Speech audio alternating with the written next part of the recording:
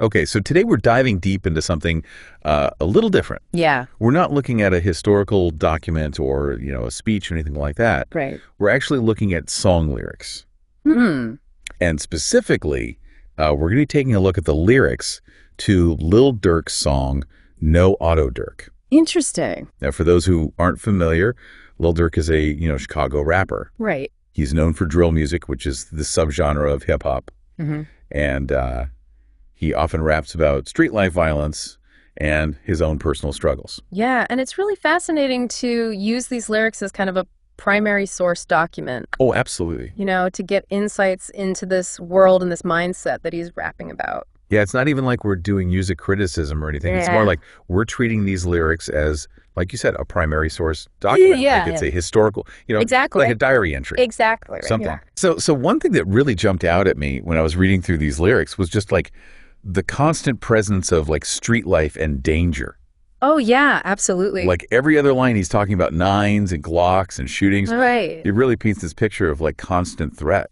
Well, yeah, and that's a really, that's a hallmark of drill music, this subgenre of hip hop that originated in Chicago. Right. And, it's known for its often like really dark and violent themes, and it's not just for shock value or anything like that. Yeah. It's really reflecting the harsh realities of the environment where this music came from. Yeah, and that's what's so powerful about it, right? Yeah. It's like it's not glorifying it. It's not, making it seem cool. It's real. It's real. Yeah. Yeah. So another thing that I found interesting was how he kind of goes back and forth between talking about his financial struggles and then also kind of boasting about money. Yes. Like in one line, he'll say something like paying my fines or credit's so low. Mm-hmm. And then in the next breath, he's like talking about, infinite nines and his exotic. Yeah. Like, how do you make sense of that?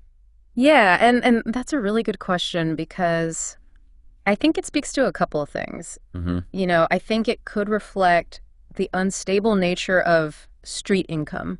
Right. One day you might have a lot of money. The next day you might have nothing. Right. I think it could also be about this pressure to project an image of wealth. Right. Even if you don't have it. Yeah, even if you don't actually have it. You got to look like you do. Exactly. Yeah, you got to maintain that image. Yeah. And maybe it's even deeper than that. Yeah. Maybe it's like an inner conflict about this lifestyle that he's living. Yeah, and I think that really comes out in those lines about family. Yeah, I was going to bring that up. Yeah. Because he says things like, no time for loving my kids, no time for cuddle time. It's heartbreaking. It really is. And it hints at, the toll that this lifestyle takes on his personal life. Yeah, it's not just about him, Right. It's about the people around him, too. Yeah, and I think one thing that's interesting is what's not said in these lyrics. That's a really good point.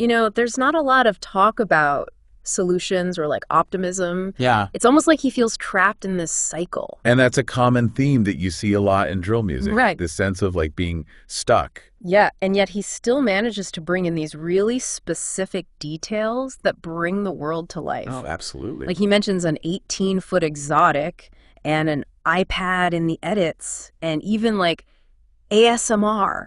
It's this really interesting blend of like the mundane and the extraordinary.